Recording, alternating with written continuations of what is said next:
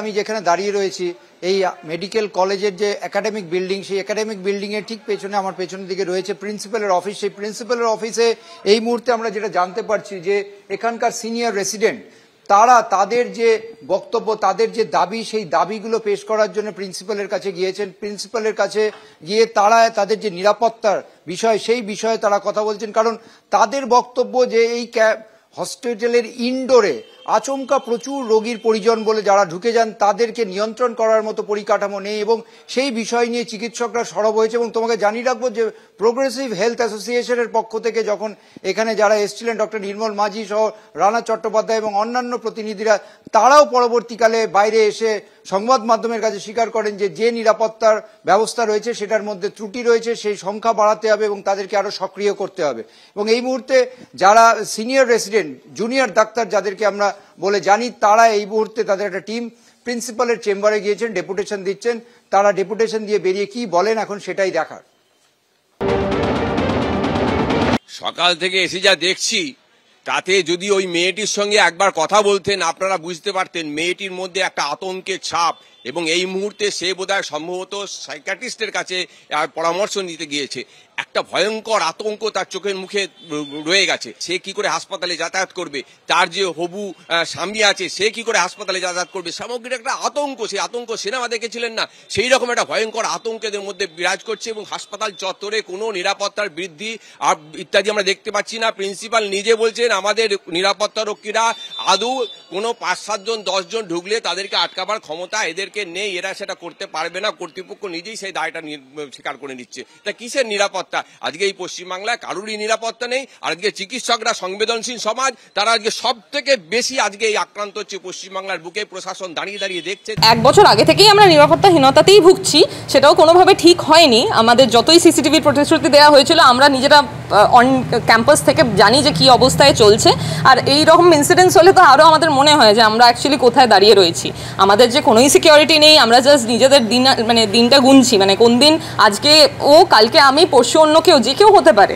এটা আগামী দিনে এসব বিরাট পর্যায়ে পৌঁছে যেতে পারে। বলতে কখন আমাদের বিপদের আশঙ্কা এসে যেতে পারে, সেটা বিপদের ঝুঁকি নিয়ে আমাদের কাজ করতে হয়।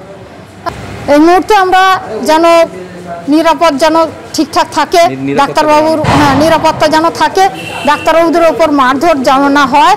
ডাক্তারবাবুরা আপ্রাণ চেষ্টা করে একটা পেশেন্টকে ঠিকঠাক চিকিৎসা দেওয়া। এই মুহূর্তে আমরা রয়েছি উলুবেড়িয়া মেডিকেল কলেজে এবং একাডেমিক বিল্ডিং এর সামনে। আমরা কথা বলবো হাসপাতালের ভারপ্রাপ্ত উপাধ্যক্ষের সঙ্গে। আপনি তো গতকাল বলেছেন বিভিন্ন জায়গায় আমরা দেখছি যে এই যে সিকিউরিটির কথা বলা হচ্ছে সেরকম তো বৃদ্ধি হয়নি বলে অভিযোগ করছে, কি বলবেন? না, বৃদ্ধি আগের থেকে ডেফিনেটলি ইনক্রিজ করেছে। এখন সিকিউরিটি গার্ড সংখ্যা প্রায়, আমি গতকাল 58 বলছি 68। হ্যাঁ, গার্ড নতুন করে রাতের সাথী বলে নতুন করে গার্ড অ্যাপয়েন্ট হয়েছে, অনেক নতুন গার্ড অ্যাপয়েন্টেড হয়েছে। কিন্তু ব্যাপারটা হচ্ছে যখন মব অ্যাটাক হয় হঠাৎ করে অনেকগুলো লোক একসঙ্গে এসে কয়েক মিনিটের মধ্যে জিনিসটা ঘটে যায়, তখন গার্ডটা এসে পৌঁছতেই পারে না। সব জায়গায় তো গার্ড দেওয়া সম্ভব না, এতগুলো গেট, এতগুলো জায়গায়। যতটা পরে গার্ড দিয়েছেন, আমরা চেষ্টা করছি আরো কি করে করা যায়। চিকিৎসক হিসেবে আপনার কতটা উদ্বেগ হচ্ছে, চিন্তিত হচ্ছে? তো বটেই, কারণ উদ্বেগ কেন? উদ্বেগ, আমি একটা এই ইনস্টিটিউশনের এখনকার মতন হেড, এর মধ্যে আমার আন্ডারে যে কর্মচারীরা কাজ করে তাদের মধ্যে যদি কিছু হয়ে যায় তাহলে তো আমার দায় বেসিক্যালি আমার উপরই পড়ার কথা। আপনারা কি মনে করছেন এরকম ঘটনা বারবার হবে, না আপনার সেটার ফুল প্রুফ কিছু ব্যবস্থা করছে? ব্যবস্থা নেওয়ার চেষ্টা করছি। আজকেও একটা মিটিং ডেকেছি, গতকালও একটা মিটিং হয়েছে। কি কি লুফোলস আমাদের আছে দেখার চেষ্টা করছি, সেই লোককে মেকআপ করার চেষ্টা করছি। আমাদের তো রিভিউ করে যেতেই হবে, সবসময় রিভিউ করে যেতে হবে। আজকের পরিস্থিতি, কালকের পরিস্থিতি, প্রথম ঘটনা হলে তার পরিস্থিতি কি হবে রিভিউ করতে হবে, তাই ব্যবস্থা নিতে হবে, আপগ্রেড করার চেষ্টা করতে হবে। বেসিক্যালি এটা নতুন মেডিকেল কলেজ, 3 বছর হয়েছে। এটাকে ফুল ফ্লেজেড মেডিকেল কলেজ করার জন্য অনেক কিছু করতে হবে, এখনো অনেকটা হয়েছে, আরো অনেক বাকি আছে। স্বাস্থ্য ভবনের তরফ থেকে আপনাদের কি কিছু যোগাযোগ করেছে বা আপনারা কোনো রিপোর্ট দিয়েছে? অবশ্যই রিপোর্ট পাঠিয়েছি, কালকে পর্যন্ত যেটুকু রিপোর্ট হয়েছে সেটুকু আমরা পাঠিয়েছি। আজকে আবার যেটুকু প্রোগ্রেস হবে তার রিপোর্ট পাঠাবো। প্রতিদিনকার রিপোর্ট প্রতিদিন পাঠানো হচ্ছে। আজকে যে মিটিং হবে সেই মিটিংটার কি বিষয়বস্তু? আজকে এখন মিটিংটা অ্যারেঞ্জ করা এখনো পর্যন্ত যায়নি, কারণ সেই মিটিংটাতে বেসিক্যালি যে ভিকটিম তাকে আসতে হয়, সে এখনো মেন্টালি স্টেবল নয়।